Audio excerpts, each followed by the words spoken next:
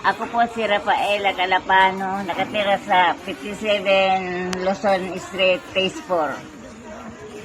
Nagtatrabaho po ako dito, nagtitili pa ako ng basura mula ng 2017. Dahil po ang aking asawa may sakit, nagmi-maintenance siya, walang tumutulong sa amin para pambili ng gamot. At mayroon akong grade 10 na nag-aaral. Ginagastusan ko, yan po ang pinapaaral kong mga apo ko. Bali, 7 silang pinaaral ko, nakatapos na ng high school yung iba. Yan na lang naiwan ang isa kong apo. 4 po kami sa bahay. Kami mag-asawa at 2 apo ko. Yung nanay ng isa po, natukhang, kaya nasa aking poder ang aking apong yung isa.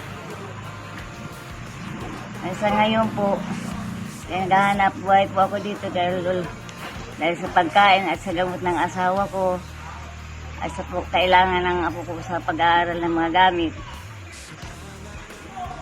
Dito po ako nagtatrabaho kay Juby. Hindi na kailangan natin ito.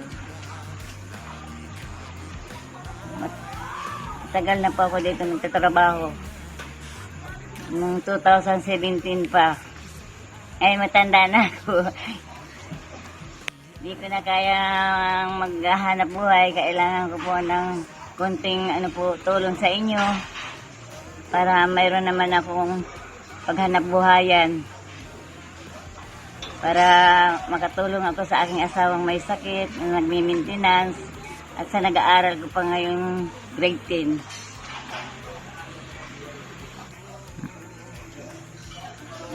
Gusto ko pong humingi ng tulong sa inyo ng konting para mayroon naman akong puhunan sa pagtitinda dahil may 2 apo akong magbabantay naman para may kikitain naman kami ng mga apo ko habang wala akong trabaho. Sa ngayon po, ang mga apo ko walang sa bahay. Yan ang pinapakain ko sila ngayon dahil hindi makapagtrabaho asawa ko na ngayon dahil may sakit siya. Bibili ako ng gamot sa kanya. Kulang pa pambiling gamot ang kinikita ko dito.